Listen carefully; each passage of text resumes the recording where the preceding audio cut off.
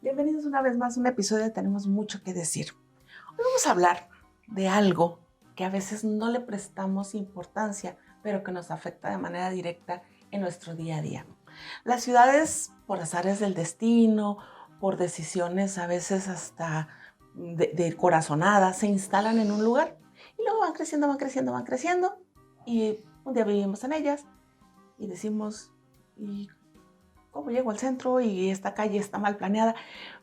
¿Qué hay detrás? ¿Quién las arma? ¿Cómo las estructuran las ciudades? De eso vamos a platicar hoy, de la mano del encargado, del jefe del Instituto Municipal de Investigación y Planeamiento en Ciudad Juárez, el famosísimo IMIP, que todo el mundo ha escuchado las siglas, pero a veces no tenemos idea de qué significa eso.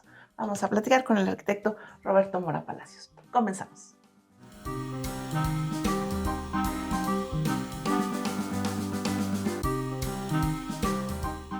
Arquitecto, ¿cómo estás? Bien, buenas tardes. Noches, mañanas, quién sabe a qué Ya nos no sé, estén bueno, sí es viendo. cierto, pero muy agradecido por la invitación y sobre todo por la oportunidad de platicar con la gente de qué es el Instituto Municipal de Investigación y Planeación. Desvelar el misterio del IMIP.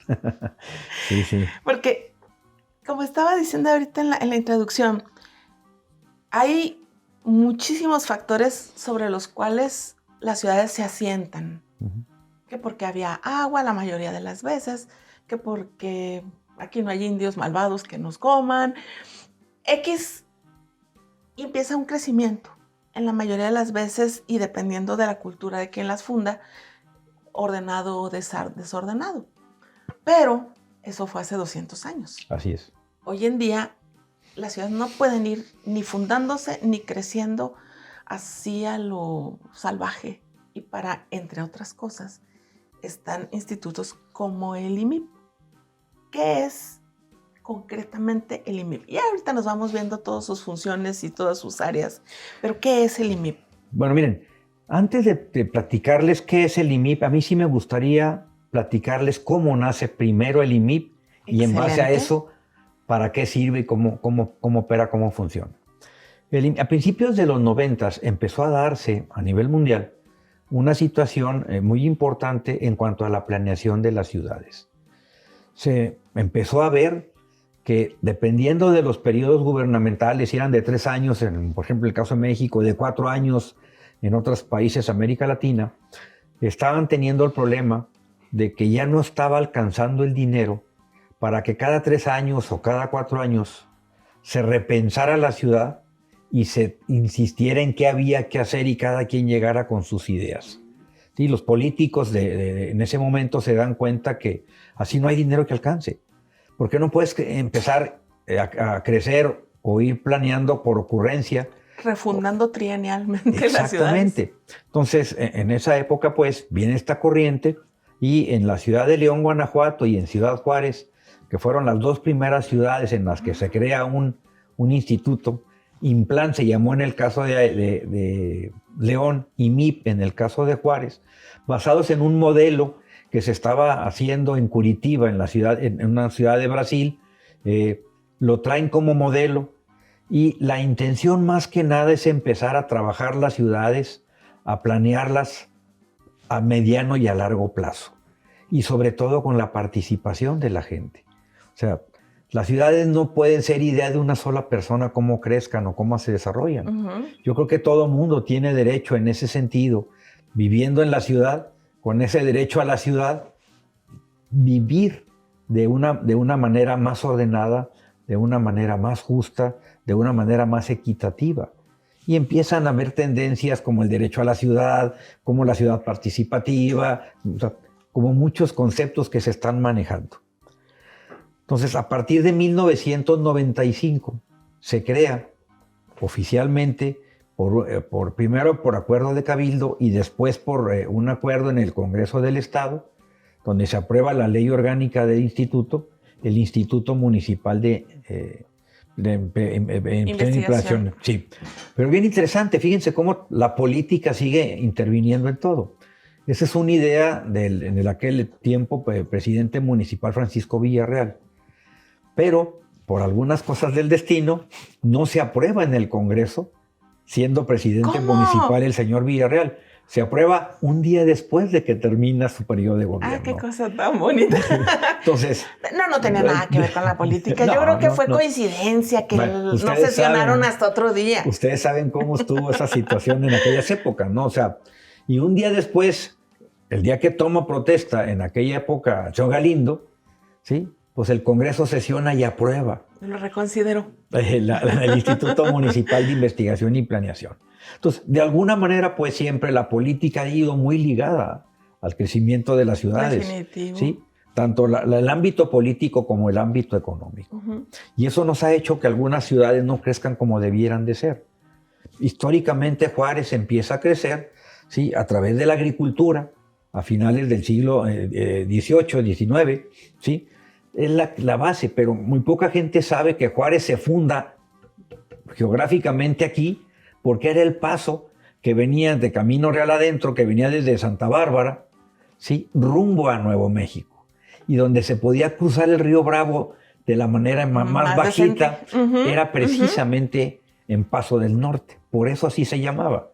Entonces así se crea y se funda Juárez hace 363 años. A mí me causaba mucha curiosidad el por qué el centro de Juárez no obedece a la estructura tradicional del centro de la mayoría de las ciudades del país, en que hay un cuadro central y los poderes políticos, religiosos y económicos se encuentran en ese, y las tiendas y los arquitos y la placita, y Juárez no tiene esa estructura. Así es. Y justamente obedece a eso, es una instancia agrícola la que se y se crea como presidio, o sea, entendiendo como presidio un lugar resguardado por el ejército en aquella época, ¿sí? Para poder sostener el crecimiento o el asentamiento de algunos ciudadanos dentro de la ciudad, o dentro de la villa en aquella época, para poder desarrollar. Pero era un punto de paso. Sí, meramente, palomas. Y era entonces donde empieza la gente a llegar y la agricultura empieza a ser el motor económico en aquella época de la ciudad. Por eso Juárez crece a través y alrededor de las acequias. Y los famosos partidos, el partido Romero, eran áreas donde una acequia regaba. Entonces, por eso se denominan partidos. Sí, que aquí para quien nos ve en otras partes del país, los espacios tradicionales no son colonias. Así es. Se llaman partidos. Así es. Y así como decir el barrio, no es el barrio de Iztapalapa, es el partido Romero. Sí. Porque era una zona de siembra que una acequia específica servía. Entonces, todo nace a través de lo que le llamamos la acequia madre, que nace en la intersección con el río Bravo, en donde están las compuertas, donde está el monumento. El famoso monumento del cigarro. Ahí parte, pues, la acequia madre. La acequia madre. Que venía con aguas del río Bravo. Cuando era Bravo. A regar precisamente todas las tierras de cultivo que había en Juárez. Por eso, históricamente, a finales de 1800, se crea una escuela de agricultura muy famosa, de donde salen los ingenieros precisamente que atendían y trabajaban en estos campos agrícolas. Los cebolleros. Los cebolleros. Pero también una cosa que fue muy interesante. Ellos fueron el pilar del crecimiento de Juárez. De aquella época, los directores de obras públicas, los que trazaban la ciudad, ¿sí? Eran precisamente los ingenieros agrónomos. Que debiera de seguir siendo de alguna manera. Sí. Bueno, ya ahora no está esa vocación. Así pero es. Fue una decisión inteligente. Así es. Entonces, con todos estos antecedentes históricos, ¿sí? Se crea pues el Instituto Municipal de Investigación y Planeación, que es un organismo público descentralizado de la esfera municipal, con patrimonio y personalidad propias, ¿sí? Y es asesor del municipio de Juárez en materia de planeación urbana. También, pues, el propósito que tiene es superar la discontinuidad de los procesos de planeación para así lograr un desarrollo integral del municipio de Juárez. Usted me puede decir, oye, pues se oye muy bien, o sea, teóricamente... Qué bonito el que redactó los objetivos, ¿verdad? Sí, teóricamente se oye muy bien. Pero... Sin embargo, ha habido mucho jaloneo, ha habido mucho manoseo político, ¿sí? Seguimos siendo una ciudad muy grande, pero no capital de estado. Recuerden, aquí vivimos el 42% de todos los habitantes del estado, pero generamos más del 50% del Producto Interno Bruto del estado de Chihuahua. Y aún así. Y no tenemos esa correspondencia de inversión y de atención en nuestra ciudad. Entonces, ha habido gobernadores, y lo digo como va, pues, que han venido desde el escritorio de Chihuahua, de su despacho, planean la ciudad, y de repente allá por el 2002 crean un Riberas del Bravo, que si de por sí ahorita está lejos, pues imagínense cómo estaba en aquella época. Sí. ¿De acuerdo? Y es un área en donde tenemos más de 40,000 habitantes, que muchas veces la gente no se pierde en números, es 40,000, es mucho o es poco. Bueno, si fuéramos una ciudad dentro del estado, sería la sexta ciudad más grande del estado de Chihuahua. Más grande que Casagrandes, más grande, o sea, casi del tamaño de Casagrandes, pero más grande que Camargo, más grande que Jiménez, ¿sí? Muchísimo más grande que Villahumada. Okay, claro. Y no hay una secundaria, no hay una preparatoria. No, y no hay nada alrededor. No hay un hospital, ¿sí? Y sin embargo así fue creada. Entonces, han sido de las cosas con las que nos hemos tenido que enfrentar, precisamente como instituto. ¿De acuerdo? ¿Por qué? Porque nosotros trabajamos y hacemos planeación muy específica y de repente han llegado desde la ciudad de Chihuahua y nos tumban y nos batean y... En el marco legal, las recomendaciones del IMIP son en el marco obligatorio o son así como estilo como en derechos humanos de que pues yo les digo que pero ustedes decidan. El problema es que los institutos de planeación, y no hablo específicamente el de Juárez, estamos creados nada más como asesores de los municipios. Nosotros no tenemos la facultad o sea, no somos normativos, pero no somos ejecutivos, o sea, no somos autoridad. Sí, como una sindicatura. Así es. Pero cada vez, lo que es cierto es que cada vez las reglamentaciones, tanto federales como estatales, y las reglamentaciones municipales, a través de las leyes y reglamentos, ¿sí? Cada vez han hecho que esta planeación que se desarrolla a través de los planes de desarrollo urbano sostenible sean ley. Entonces, nosotros no la podemos aplicar, pero se vuelve ley y desarrollo urbano como tomarse de la mano del IMIP para empezar a hacer desarrollo urbano es la que está encargada de administrar y hacer valer estas leyes y estos reglamentos. En el caso de los fraccionadores, ¿tienen por obligación que consultarlos a ustedes? Ahí va. ¿O el que compra el terreno vaya a hacer lo que le hagan? El procedimiento según la ley y nuestro plan de desarrollo urbano, ellos tienen que ingresar una solicitud de revisión y aprobación de su fraccionamiento en desarrollo urbano. Desarrollo urbano nos turna a nosotros las solicitudes para dictaminar desde el punto de vista vial, desde el punto de vista urbano y desde el punto de vista del manejo de agua pluvial, si el proyecto corresponde o está de acuerdo a lo que marcan los lineamientos, los reglamentos y las leyes. Pero los que sancionan y los que dan el permiso es desarrollo urbano. Entonces está muy bien definido dentro de la ley, donde el instituto o los institutos son los que hacen la planeación, la política pública, la reglamentación. Desarrollo urbano es el que administra, ejecuta, da las autorizaciones y los permisos. Pero igual podría desoír las recomendaciones del instituto. O sea, de hecho, legalmente sí, podría. Pero como ya ahora un plan de desarrollo, dentro de todo el proceso de actualización que hay, llega un momento en que tiene que ser aprobado por el Cabildo primero y después tiene que ser publicado en el periódico oficial del Estado y después tiene que inscribirse en el registro público de la propiedad. Por ley se tiene que acatar.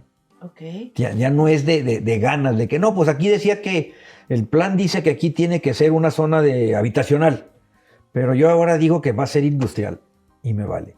O sea, no está tan simple. Tiene que hacerse todo un procedimiento para poder validar un cambio así. Porque si no, uso del suelo. ¿Por qué? Y eso tiene que llegar hasta Cabildo, inclusive para su aprobación. Porque si no, en un momento determinado hay problemas y se le puede fincar al funcionario público, ¿sí? Responsabilidad de omisión. Cada vez está más fuerte en ese sentido la ley en cuanto a los funcionarios públicos. Inclusive, si yo sé que por aquí baja un arroyo de la Sierra de Juárez y autorizo un fraccionamiento y tuviéramos, Dios no lo quiera, algún problema, alguna desgracia, hasta la cárcel. Te pueden acusar hasta de homicidio imprudencial. Entonces, está muy bien, porque a veces el miedo, malamente, pero el miedo es mejor aconsejando que la ley. La gente le tiene más miedo al miedo que a la misma ley, ¿no? Ajá. Entonces, han ido cambiando, pero poco a poco, o sea, no ha sido tan fácil. Ok, me quiero regresar un poquito. Adelante. Juárez surge entonces como una cuestión meramente de tránsito, por eso pasó al norte. Obviamente que los que vinieron a cuidar ese paso, pues empezaron a poblar. Sí. Había personas de origen aquí, llegan el grupo religioso que hace el asentamiento, les empieza a enseñar a cultivar y empiezan a crecer por partidos. Sí. Ese es el primer boom, por llamémosle, de la ciudad. En chiquito, pero el primer boom. Empieza a suceder episodios intermedios, pero cuando llega la revolución yo creo que también hay otro boom ahí de crecimiento, todavía sin planeación. Ha habido en Juárez acontecimientos que han detonado el crecimiento de la ciudad, y la maquila fue, yo creo que el que vino a hacer el motor boom final. Mega boom de esto, ¿no? Juárez históricamente Juárez tiene un desarrollo muy peculiar y muy interesante. Primero, como les comento, pues era la pasada natural, por eso se crea Paso del Norte. Como usted bien lo dijo, se empieza a trabajar con la agricultura, los frailes, los españoles.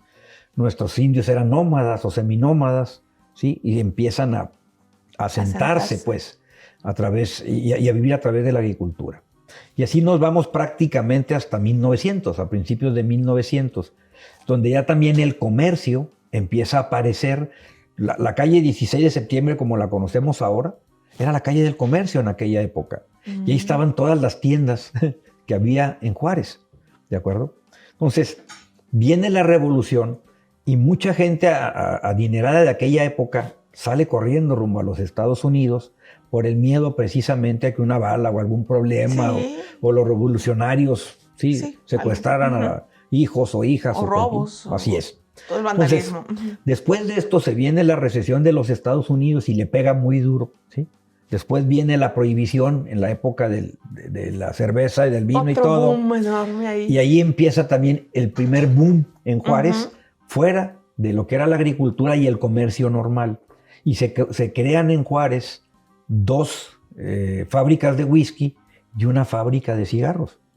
Inclusive de cigarros no sabía. Perdón, de cigarros, de cerveza. Perdón, de cerveza. Ya me perdí. No, de cerveza. Los Lukis se hacían en Juárez y yo no sabía. No, de cerveza, perdón. Y empieza entonces otro tipo de mercado y otro tipo de comercio y otro tipo de cosas, por un lado. Y por el otro, la avenida Juárez se convierte en una zona de diversión en donde los americanos cruzan a tomar. ¿Un precursor de Las Vegas? Cruzan a tomar, cruzan a la fiesta, a la música. Se dice inclusive, según lo que se maneja, que Al Capone estuvo en Juárez, precisamente cerrando tratos para comprar el whisky, la cerveza, que se llevaban por carretera a través de las camionetas de aquella época, a la zona de Chicago, a la costa este. Qué lejos, ¿no? Sí, hasta allá se iban. Entonces, también aquí las grandes bandas de los Estados Unidos vinieron a tocar en los grandes cabarets y centros nocturnos que había en Juárez a principios de 1900. Pero también cuando empiezan los problemas con la Segunda Guerra Mundial, Fort Bliss se vuelve una base estratégica para los Estados Unidos y muchos soldados venían, se concentraban y de aquí los mandaban a los frentes cuando Estados Unidos entra a la guerra después del ataque de Pearl Harbor de los japoneses. Entonces, les daban licencia franca, le decían ellos, y se venían, ¿sí? Esa última semana a darle vuelo a la hilacha. Antes de irse al frente. Inclusive llegó a tenerse el acuerdo y el arreglo con la policía militar del ejército norteamericano, que ellos venían y ellos eran los que cuidaban y se lo llevaban a los soldados que hacían alguna fechoría o algún desmane o algo. O sea, a ese grado, a ese nivel. Después de esto se vienen los divorcios. Entra la industria del divorcio, donde viene gente como Marilyn Monroe, como una serie de personalidades de aquella época a divorciarse en En horas. lo que tomaban una margarita. En 2, 3 días se hacían los divorcios, ¿no? Los despachos de aquella época, desde los boletos de avión te ofrecían el hospedaje. All inclusive. Sí, ¿de acuerdo? Entonces, eso era. De repente se termina la guerra, se hace un programa bracero a raíz de que los soldados o los hombres de Estados Unidos se están yendo a la guerra, los campos norteamericanos se quedan sin gente y se hace un programa que le llaman el programa bracero, donde se les ofrece a los mexicanos irse a trabajar al campo. Pero cuando termina la guerra, empiezan a repatriar, a regresar los... Sí, también se termina el programa bracero. Bracero porque necesitaban brazos. Exacto, eso fue a principios de los 60. Entonces empieza a haber problemas de, bueno, ¿qué vamos a hacer con la gente que se está regresando? El gobierno federal crea algo que llamaron el Programa Nacional Fronterizo, que fue hacer obras y hacer alguna serie de cosas. Para generar empleos. Para generar empleos de esta mano de obra, el PRONAF. ¿Sí? Ay, el famoso círculo envolvente PRONAF. Donde Antonio J. Bermúdez, que era funcionario federal en esa época, juarense, exalcalde de Juárez, trae este programa y empiezan a crear, a construir lo que ustedes ya conocieron después como el PRONAF. Pero se dan cuenta que no es suficiente. Entonces empiezan a buscar, ¿sí?, qué más se puede hacer para poder ocupar a la gente que está regresando y no tener problemas de delincuencia y de una serie de cosas. Y que además es mucha gente que no era de aquí. La mayoría. Exacto. ¿De acuerdo? Entonces, así se crea el programa Maquilador a mediados de los 60, 64, por ahí 65. Y ahí empieza, ¿sí?, la nueva vocación. La nueva vocación de Ciudad Juárez. Inclusive, lástima, no sé si lo alcanzamos a ver, pero les traigo un plano que es bien significativo. Ahorita le tomamos ahí una escaneadita y en la edición, ahí Kenneth nos hace favor de editarlo. Pero miren, que habla precisamente de lo que es el crecimiento de Juárez. ¿Dónde está mi plano? Ah, no, a mí me prometió un plano y yo quiero un plano. Fíjense este análisis, qué interesante que les voy a platicar. Este es Ciudad Juárez, ¿de acuerdo? A ver, vamos a ver, no sé si lo pueden... Voltearlo así quedaría bien. No sé hasta dónde lo podamos seguir. Esta es la frontera de Estados Unidos. Esto que ven verde más oscuro, no sé si se alcanza a distinguir, ¿sí?, es el centro histórico, el centro fundacional de la ciudad. Y desde 1856 más o menos, que fue cuando empezó a contarse la población, hasta 1910 pasadito, este era Juárez. Este pedacito era Juárez. Pero de aquí a 1960 es esto poquito más verde que se ve.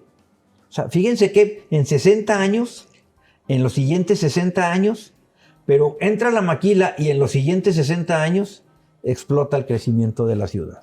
De una manera muy desordenada. Impresionante, además. Sí, porque siempre iba más rápido el crecimiento de lo que se podía planear, por las mismas necesidades que se hizo. ¡Qué impresionante! Que se hizo, o sea, los primeros 60 años que se tienen en memoria, sí, de 1856 a 1911, después de 1911 a 1960, de todas las épocas que les acabo de platicar primero, y de 1960 hacia la fecha, sí, explota la ciudad. Pero con ganas. Ahora, esta vocación que llega, que rompe, que fractura la anterior vocación de diversión, de entretenimiento. De repente alguien me dijo un día, es que Juárez era la casita del pecado de Estados Unidos. Que era la cantina más grande del mundo, techada, ¿no? Sí. Juárez. Entonces, cuando se rompe esto, también influye que empiezan los tratados del agua, que el río empieza a ya no fluir, que Juárez pierde la capacidad de producir, de generar.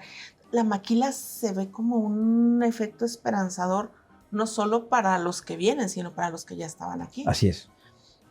Pero también viene a romper muchas otras cosas dentro de la estructura del Juárez, porque empieza la mujer a ser mano de obra, empieza, o sea, hay quienes ven esas maldiciones, bendiciones.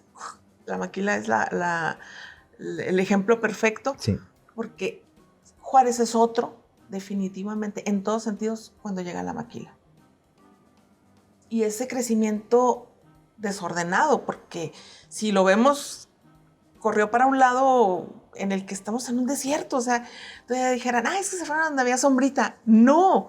O sea, vemos casas, fraccionamientos que alrededor está solamente el desierto. Lo que les platico de Ribera del Bravo, por ejemplo. Exacto, ¿no? que ese es un caso extremo. ¿Cómo enfrenta la ciudad ese crecimiento? O sea, ¿qué pasa ahí? En este mismo plano que les preparé, y ahorita si quieren lo muestro también a cámara, podemos ver, como les decía, cómo explota la ciudad. Pero para el 2016, ¿de acuerdo?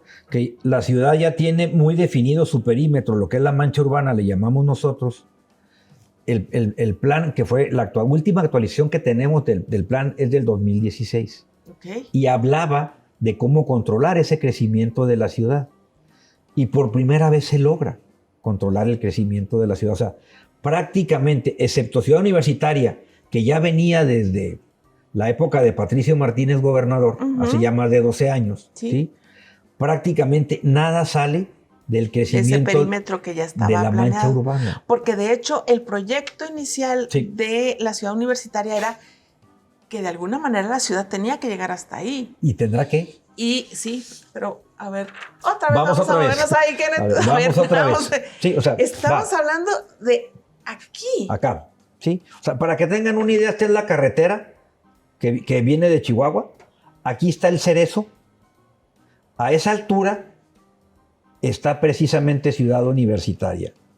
Pero a la que muchas personas tienen que ir y venir diario en un martirio Tiene total. Más de 8,000 estudiantes. Es un martirio. Pero ahí, increíblemente, también se construyó un colegio de bachilleres donde ni siquiera tenía pavimento para llegar. Apenas hasta esta administración del presidente Pérez Cuellar se pavimentó. ¿Sí? No había agua ni drenaje. Eso. Tenía que llevarse pipas de agua y el drenaje se tenía que meter a letrinas. ¿Y la construcción de la Ciudad Universidad tenía el aval del IMIP? O sea, en esa época no. Okay. Pero todavía no. Vino, sin tenerlo. Pero la verdad es que vino la instrucción de Chihuahua y es el ejemplo del que nos explicaba hace un ratito. De acuerdo. Okay. Sí, entonces, lo que hemos estado haciendo en el instituto es cada vez más trabajar con la participación ciudadana en el desarrollo y en la planeación de la ciudad. ¿Qué nos indican los colores en el mapa? Años de crecimiento que han tenido. O sea, lo que les decía, el color más oscuro, y luego lo más, y luego el que sigue. Lo rojo es lo más reciente. Sí, o sea, y si se fijan, pues es toda la zona del suroriente. Y también estamos hablando de la explosión que hay hacia la zona de Sendero, Valle del Sol. Es esta parte de aquí. Si se fijan, son los colores más oscuros en cuanto que es lo que se ha estado creciendo en los últimos años, ¿de acuerdo? Y la zona del suroriente. Ok, ahora, una cuestión preocupante en este mapa es que si uno visita la ciudad, todo este crecimiento que se está dando hacia el suroriente, también se está generando una despoblación de la zona del centro. No hay planes para que en vez de que crezca, se repueblen las áreas que están abandonadas. No, sí. Hicimos en el instituto un plan precisamente para la recuperación del centro histórico, que es con lo que se está trabajando en este momento. O sea, porque ahora vuelvo tantito al IMIP. Sí, a raíz pues de toda esta problemática y de todo lo que estamos comentando, pues se crea el instituto y dentro del mismo instituto se hacen áreas con los que se trabajan y se lleva a cabo toda la planeación y todo el trabajo, ¿no? Y tenemos 5 grandes áreas: la de planes y programas, que es la que hace todos los estudios; la de geoestadística e informática, que esta es un área muy importante, porque aquí es donde nosotros trabajamos con toda la información, ¿sí?, de Juárez. Dentro del mismo plano y de la foto aérea ponemos capas georreferenciadas, 172 capas, con más de 1.500.000 datos. ¿Dónde están los centros comunitarios? ¿Dónde están los hospitales? ¿Dónde están las escuelas? ¿Dónde están los hidrantes? ¿Dónde están los puntos de desarrollo? Todo, ¿sí? Y eso, como les digo, cuando yo llegué, yo decía que este era el secreto mejor guardado de Juárez, porque ahí estaba toda la información, pero no se le mostraba a nadie. Sí. O sea, como que, porque si no voy a perder yo mi poder. No manches, o sea, La ciudad tiene que saber Sí, para que sí. pueda tomar decisiones. Y que entienda el porqué de las Entonces, decisiones a también. partir de este año va a ser el quinto, empezamos a imprimir algo que se llama la radiografía socioeconómica de Juárez, en donde viene toda la información dura de Juárez en 10 diferentes temas, que viene siendo desde infraestructura, economía, salud, seguridad, medio ambiente, o sea, todo, para que pueda la gente tomar decisiones, ya sea en política de gobierno o en inversiones o en crecimiento. O algo tan personal como en dónde comprar una casa. Me explico. De tal manera, pues, de que la gente sepa qué es Juárez. Inclusive cuando me invitan a dar una plática, lo primero que hago primero es hablar qué es Juárez y luego ya de lo que quieren que platique. Porque de veras, la gente no conocemos Juárez. No tenemos ni idea de qué se hace en Juárez, ni qué está pasando en Juárez, ni por qué los problemas que se están dando. Hemos comentado en varios programas que de hecho una gran parte de la población ni siquiera conoce el centro histórico de Juárez. Bueno, nosotros hicimos un estudio en el 2018 de lo que le llamamos la zona periurbana suroriente, que es del Boulevard Independencia, desde el Río Bravo, ¿sí? Bajando, damos vuelta y llegamos a la glorieta de la entrada de Juárez, digo de Chihuahua, perdón. La puerta de... Todo lo que queda hacia el suroriente, eso es lo que le llamamos la zona periurbana. Okay. Bueno, más del 50% de los niños menores de 12 años no conocían el centro histórico. Entonces, ¿cómo podemos buscar el arraigo de la gente en Juárez? ¿Cómo podemos Nadie puede buscar amar lo que no conoce. Exacto. Entonces, por eso, por primera vez en el instituto, ahora en esta actualización que está en proceso del Plan de Desarrollo Urbano Sostenible del centro de población o de la ciudad, ¿sí? Estamos empezando al revés. Normalmente el instituto hacía el estudio, hacía el trabajo y llegaba con un de 1000 hojas. Mamotreto, dicen en mi rancho. La verdad es que sí. Y decía, ahí está, ese es. Y por ley teníamos que llevar un proceso, ¿sí?, de 60 días con 2 audiencias públicas para poderlo presentar y si alguien tenía opiniones o cambios o propuestas de cambio se hiciera. A pesar quién lo leía. En 60 días leer 1000 páginas, digo, la verdad es que estaba muy cañón. Entonces, así se iba. Entonces, por primera vez, y ante una situación que el presidente Cruz Pérez Cuellar instruyó, necesitamos que la gente opine qué quiere para que esto pueda perdurar. Porque es el proyecto de todos. Sí, que se siente involucrado. No tuyo o mío. ¿Me explico? O la visión del presidente o la visión del Entonces, gobernador. ¿qué fue lo que hicimos? Empezamos a hacer mesas de trabajo primero para saber qué quería la gente. Abiertas, donde la ciudadanía le invitamos a que participara. La sociedad civil, a la academia, a la iniciativa privada. Porque aunque para muchos dicen, los grandes problemas de Juárez son creados por la iniciativa privada. Pues sí, pero también tienen que opinar, porque son parte importante de Juárez. Sí, su funcionamiento. Entonces, todos hemos hecho varias reuniones, varios... ¿Sí responde la gente a la convocatoria? O sea, por ejemplo, cuando hicimos la convocatoria para las mesas de trabajo, partimos en 8 mesas diferentes y tuvimos más de 140 participantes. Después fuimos a la universidad, en donde están los maestros y los estudiantes de la maestría en desarrollo urbano, del doctorado en estudios urbanos. Con más conocimiento básico de lo que estamos hablando. Técnico, ya más técnico, ¿sí? Y ellos nos dieron sus puntos de vista y nos dijeron qué era lo que ellos esperaban o qué era lo que ellos proponían. Después fuimos con los prestadores de servicios, como fue Comisión Federal de Electricidad, la Junta de Aguas. A ver, una cosa es lo que yo quiero y otra cosa es lo que yo puedo. Pero dentro de lo que yo puedo, dime tú qué estás pensando en tu crecimiento, Comisión Federal y Junta de Aguas. Porque ese es un problema. Tu capacidad de crecimiento también. Que se nos está empezando a presentar en Juárez. ¿Sí? Después fuimos con los empresarios. Que el agua es una broma. Porque se nos va a acabar conejos medanos y luego ¿qué vamos a...? Bueno, que sí, después de eso, ¿dónde más vamos a sacar hay agua? Hay soluciones, pero tenemos que pensar más técnicamente que políticamente. ¿El río?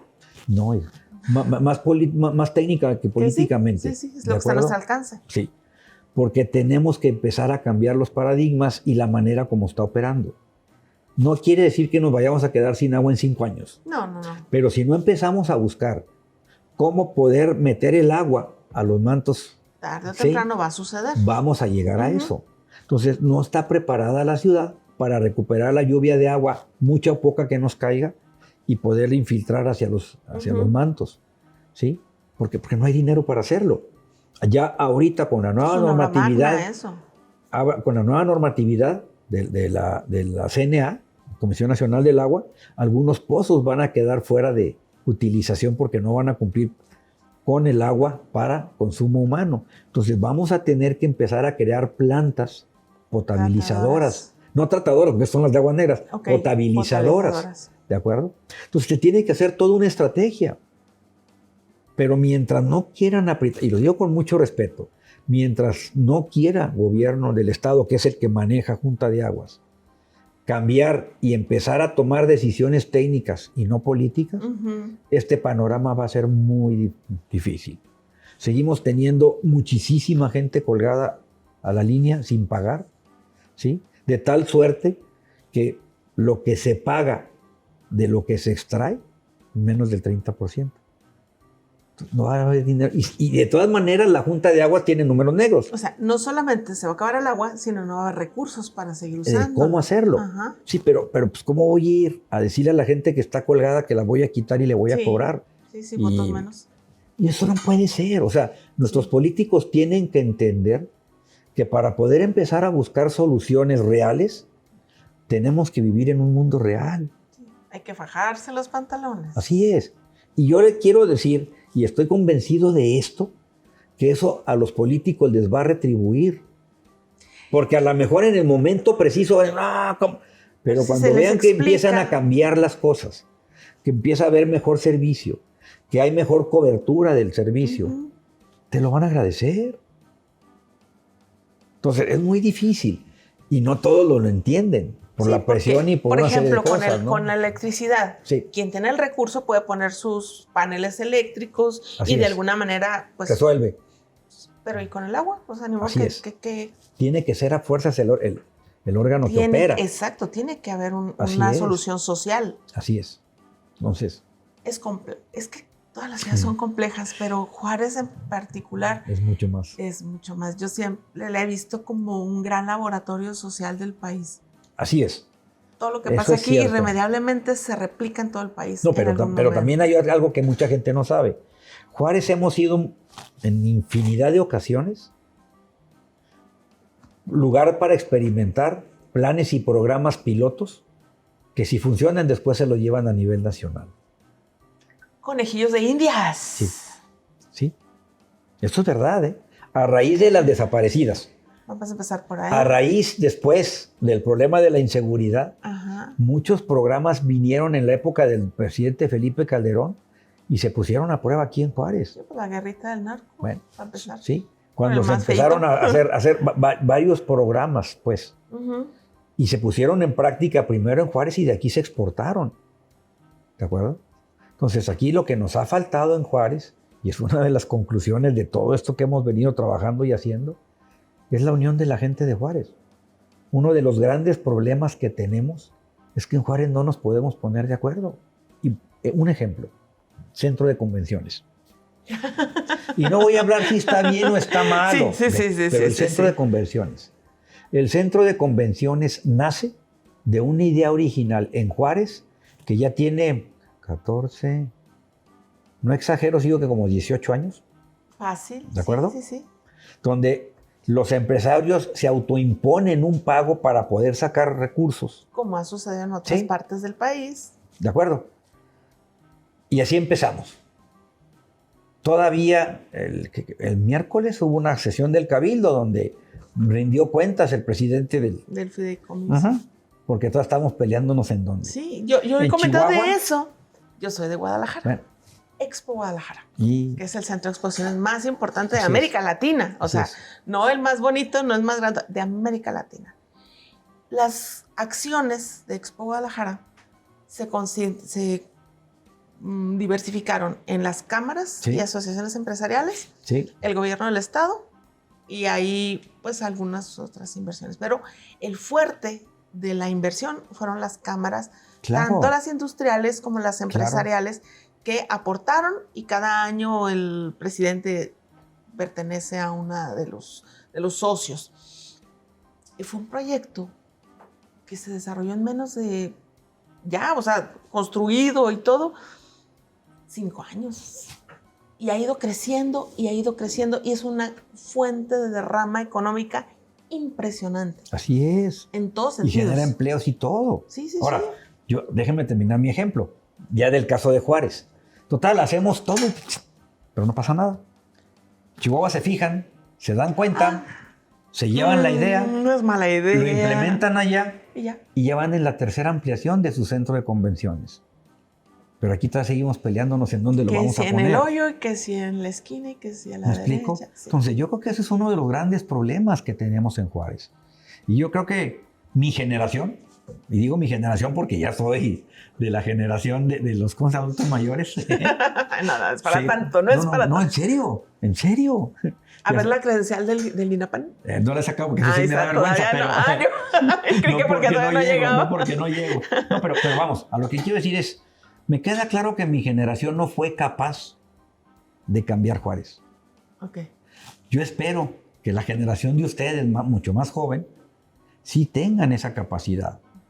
Y lo quiero decir también con todo el respeto del mundo. Nuestros gente pudiente no pudo. Espero que las segundas y terceras generaciones de ellos sí puedan cambiar tengan Juárez otra visión. Y tengan otra visión diferente. Aquí yo he sentido que aquí hay una característica muy particular en ese núcleo de las familias pudientes. Estamos hablando de que son en realidad, se va a oír chistoso el término, pero ricos nuevos. Sí. Porque son familias que entran al top económico justamente a raíz de ese boom del Juárez, el que empezó a traer la cerveza, el que empezó a traer los cigarritos y las cocas. Cierto. Entonces, hoy en día estamos hablando, si acaso, todavía de los hijos de ellos, y ya en algunos casos de los nietos. Pero entonces estamos hablando de personas que su visión empresarial era muy limitada, con todo respeto, en el sentido de que fueron aventureros, que se atrevieron a lanzarse y les funcionó el negocio. Así es. No era como en otros espacios, en otras ciudades, que venía de que el abuelo había fundado la fábrica. Como en Chihuahua. Exacto. Por ejemplo, las familias ricas de Chihuahua son familias de 1850 y siguen siendo las familias ricas de Chihuahua. Y los ricos de Juárez, el abolengo empieza todavía a consolidarse porque son muy jóvenes en el sentido psicosocial, son familias ricas muy jóvenes. Y eso hace que no tengan una visión de origen del crecimiento, sino del, ahí hay una chance de negocio, la agarro para mí antes de que me... Así es. Y hace empresarios, con todo respeto a los conocidos amigos y a los que no también, egoístas, sin una visión de ciudad, sin una visión de comunidad. Sí. Yo también le apuesto a que los hijos y los nietos que ya empiezan a formarse dentro de una estructura empresarial, cambien esa visión. Sí. Y ya tenemos ahora, y a mí me parece bien digno de acotar, que de esas grandes familias que toman las decisiones empresariales están lideradas muchas por mujeres. Claro.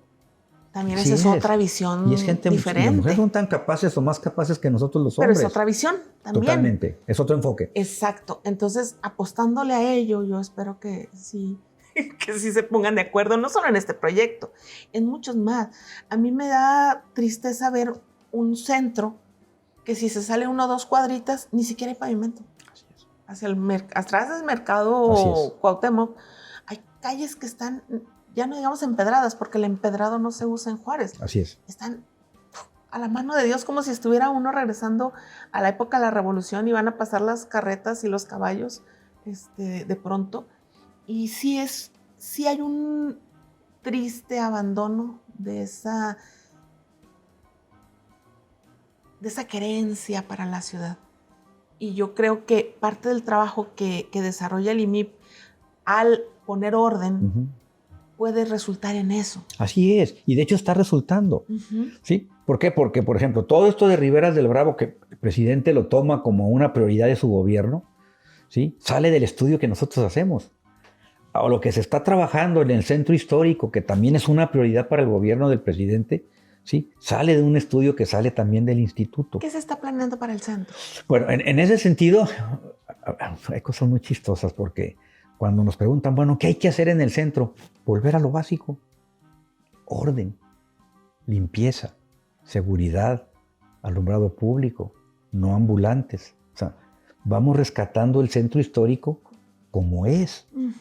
Su vocación comercial. ¿Por qué? Porque no puede llegar como gobierno a decirle a los comerciantes, vamos a trabajar, pero te tengo 1000 ambulantes afuera. Pues me voy de ambulante. ¿Sí me explico? No pago impuestos, Entonces, no te pago renta, son no esos te pago cambios donde los servicios. nuevos políticos, por eso decía, los jóvenes de ahora, están empezando a ver las cosas diferentes y enfocar en función de prioridades reales. Y tan sí se puede que atraviesa uno el puente y va al centro del Paso. Sí, claro que se pueda. Sí, claro que se puede. Acabo de tomar estuve unos días en el nuevo llamado Distrito del Arte. Sí. Es todo lo que está alrededor de la Plaza de los Lagartos. Sí. Yo me tenía que ir 1 hora antes de la hora que tenía que estar, porque del estacionamiento estaba en el Cine Plaza, en el Teatro Plaza. Me iba parando a tomar fotografías y a observar los detalles de los edificios, la limpieza de las calles, el orden que le están poniendo, la hermosura que están rescatando de ese Juárez, de ese centro viejo. Están volviendo a lo básico, y si se fijan. Que a mí me rompió el alma, enfrente del teatro hay una placita chiquitita, donde está una estatua gigantesca de Fray García. De San Francisco. De San Francisco. Que no fundó El Paso, fundó Juárez. No. Fundó las dos cosas. Porque en esa época... La placa dice, al fundador del Paso del Norte. Y me dicen, los que hicieron esa estatua hermosa, gigantesca, hicieron una miniatura y se la regalaron a Juárez. Entonces Juárez dijo, pues ya para qué hacemos otra, ponemos esta, y es la que está afuera de la catedral, que es una cosa chiquita comparada con el otro, que ese señor es el que tendría que estar acá. O sea, ese tipo de cosas. Sí, pues sí. Son de repente entre incomprensibles y muy tristes. Así es. Sí, porque Fray García de San Francisco funda Paso del Norte. Y Paso del Norte era todo. Porque acuérdense que hasta el plan de Guadalupe no se vende. De acá ladito. No se vende. Sí, y es cuando el río parte las ciudades. Tienes razón. ¿De acuerdo? Y familias se quedan de un lado y se quedan del otro. Pero cuando la fundación de Paso del Norte, ¿sí? No existían los estados americanos que están del otro lado ahorita. Entonces éramos territorio mexicano. Éramos el mismo territorio. Nomás era el pasito del río que estaba allá atrás. Era Paso del Río. Por eso era el Paso del Norte. Cierto, sí. Y ahí pasaban las caravanas rumbo a Nuevo México. Pero cierto no, que es ese amor ¿sí? que el Paso le tiene a su centro, que somos vecinos, que somos los mismos a fin del cuento. Nos hace falta a este lado. Sin más arraigo. Y ese centro, entonces, ¿qué sería en el plano utópico, feliz, realizado, y que dijera el IMIP, esto es lo perfecto? Es regresarle su vocación comercial. Sí, y vivienda. Okay. Es bien importante regresar también la vivienda, ¿de acuerdo? Y en ese sentido, ahorita inclusive el presidente formó un grupo de trabajo muy fuerte que lo está comandando la coordinadora de asesores, Daniela González, la doctora, está haciendo un muy buen trabajo.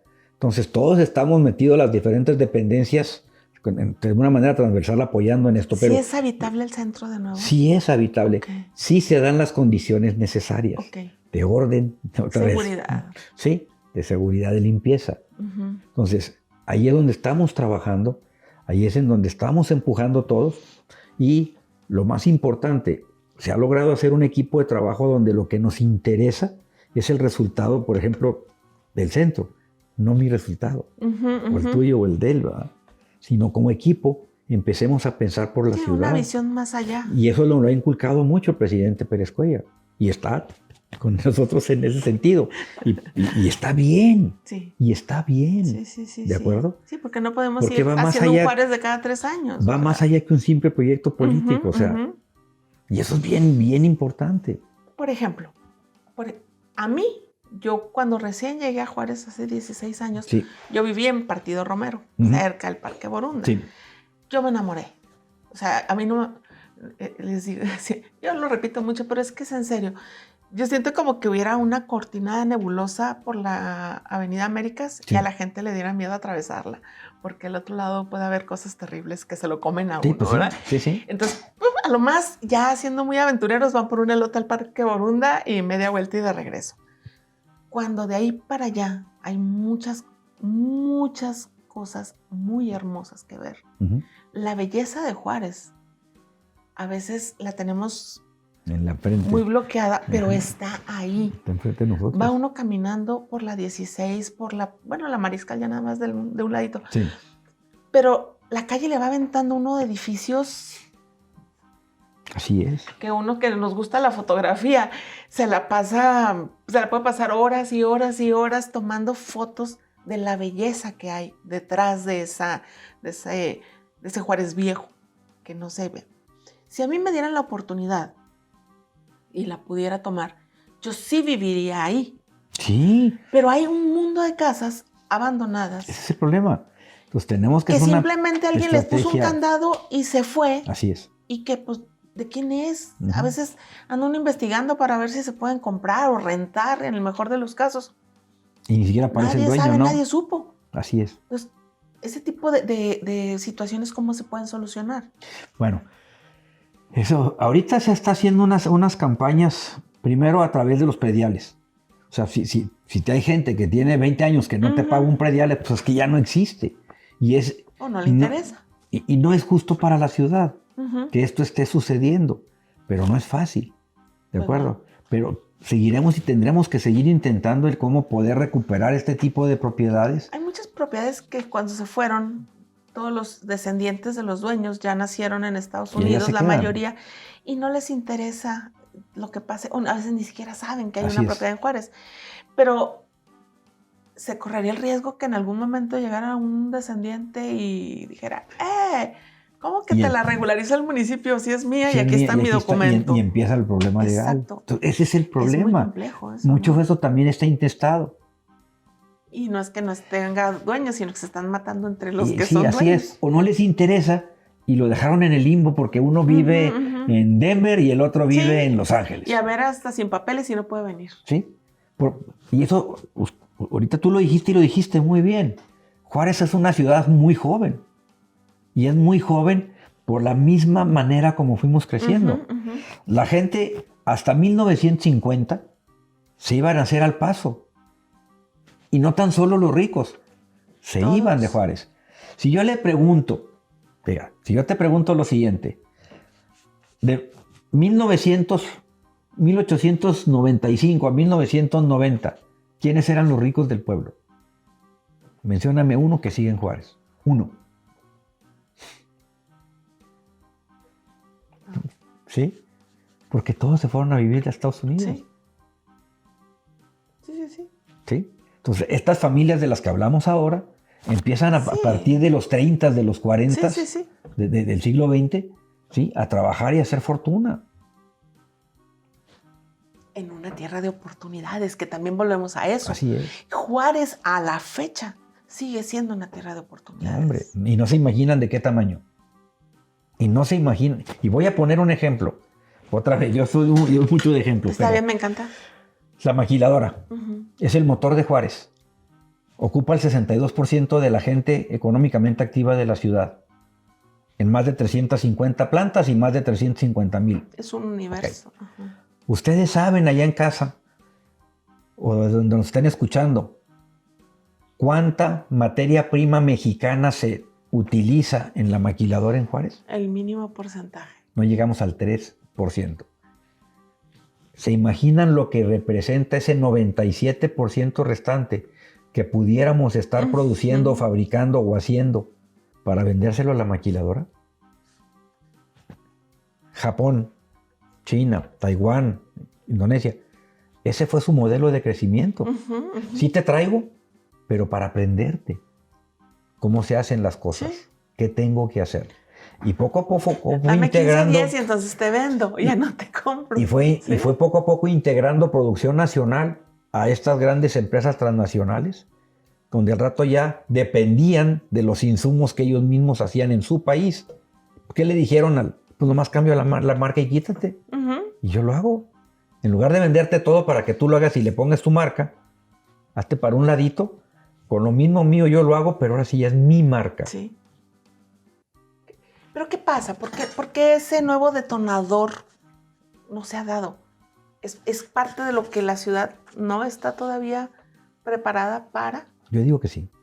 Yo digo que así a Porque la nuestros industria de la empresarios... transformación acaba de haber un proceso político dentro de Canacintra Sí. y nos arroja un dato muy interesante. De los más de 800, pues nomás son 70 los que están activos. Entonces, desde ahí empezamos a ver el qué está pasando con los generadores de los transformadores, ¿no? Así es. Y eso es una realidad. Inclusive acabamos de estar hará unas 3 semanas en una reunión que vino el secretario de Gobernación y nos invitaron de ponentes. Estaba Thor, Uh-huh. y estaba Nora Yu, y un servidor, y estaba Iván Pérez, de Desarrollo Económico del municipio. Y el Thor hablaba precisamente de este tema en esa mesa. Y decía, pues es que no se dan las condiciones, no tenemos ningún tipo de apoyo de gobierno, no que nos den dinero o que nos lo regalen, Uh-huh. sino que nos den la posibilidad de poder ser sujetos de crédito para poder invertir en hacer este tipo de cosas.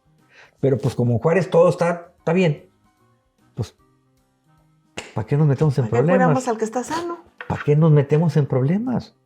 Entonces, fíjense cómo tristemente el gobierno federal ha castigado de alguna manera, y también el gobierno del estado en cierta medida, nos ha castigado de la eficiencia del trabajo y de la tenacidad de los juarenses. Y explico por qué. Precisamente en esta radiografía socioeconómica que tenemos de Juárez, ¿sí? Yo les puedo mostrar que, por ejemplo, en el caso de la vivienda, el 99.2% tiene electricidad. Uh-huh. 97%, hablando en números muy gruesos, tiene agua. Uh-huh. El 96% tiene drenaje sanitario. Es un buen número. Casi la mitad de las casas tienen gas natural. ¿Sí? Somos una de las 5 ciudades donde más se trata en volumen el agua negra que se produce en la ciudad a través de las plantas tratadoras. ¿Ven esto en un escritorio en México? ¿Es la ciudad maravillosa? ¿Para qué le vamos a invertir si está tan bien? Sí. Sí, hasta yo estaba pensando retirar mis inversiones. ¿Para qué? ¿Me explico? No hay necesidad, está todo maravilloso. Entonces, pero no entienden todo lo que esto trae y todo lo que nos falta. Uh-huh. Porque estamos simplemente atendiendo las necesidades más básicas. Sí, porque el nivel de vida no corresponde a esos números estadísticos. Así es. Así es. Entonces, ¿me explico? Por eso tenemos cada vez más que unirnos y levantar la voz, pero un buen plan. Tampoco se trata de enredarse en la bandera y... Sí, no. No, Los mártires ya... Pero con cosas reales, Sí. con proyectos reales, ¿sí? Con la unidad de toda la gente y de todos los juarenses. De hecho, esa fue la intención de pedirte que vinieras hoy, porque comentábamos antes, ¿sabes? Que es un fantasma el IMIP. Así es. Ahí está, y se ve el edificio, pero la gente no... Nadie sabe qué hacemos allá atrás. No. Y está bien bonito además el edificio. No, y adentro también. Y déjenme les platico, o sea, ya más del instituto, aunque hemos estado No, es que de eso se trata. muchos Sí, tópicos. sí. Miren, en el instituto trabajan 56 personas. Ok. El promedio de tiempo trabajando es de 13 años. Estabilidad, eso es muy bueno. Dentro de las dependencias o dentro de las oficinas de gobierno, nosotros somos los que mejor antigüedad tenemos. Uh-huh. Pero aparte de eso, ¿sí? Tenemos, no sé, como el 37% que tienen estudios de posgrado, ¿sí? Y son especialistas. Tenemos, por ejemplo, tenemos economistas, tenemos urbanistas, tenemos ambientalistas, tenemos expertos en manejo de agua potable y pluvial, tenemos proyectistas, o sea, porque aparte nosotros hacemos muchos de los proyectos que se hacen en la administración municipal, cosas que nadie sabe. Uh-huh. La Plaza de la Mexicanidad, donde está la X, Uh-huh. es un proyecto del IMIP, ¿sí? Tan odiada y ahora tan amada. Bueno, pues para que vea, ¿de acuerdo? Por ejemplo, la rodadora.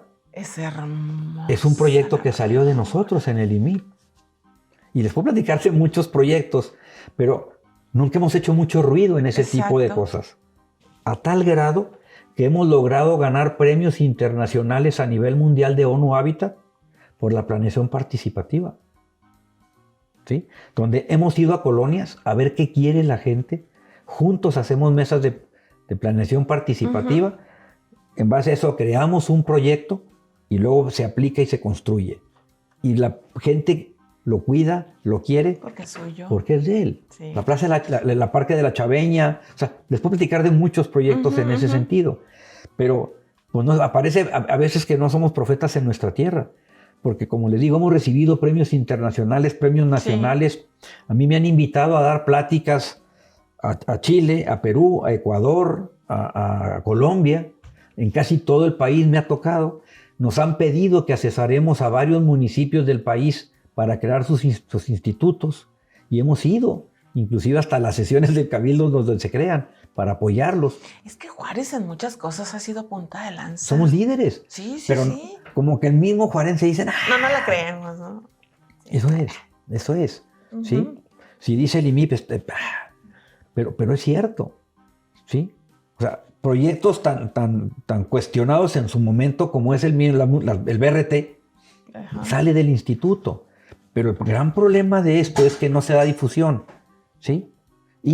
Pero sobre todo, que no se da a conocer proyectos completos. Lo mismo con la ruta ciclista. ¿Quién fue el tonto que se le ocurrió? Me lo han dicho muchas veces. Yo. Bueno, a nosotros, ¿de acuerdo? Ajá. Pero ya que me permitan presentarles el proyecto de movilidad de la ciudad, donde la ruta ciclista es una parte de, van a ver qué diferente lo van a ver. Pues sí, es que el desconocimiento ¿sí?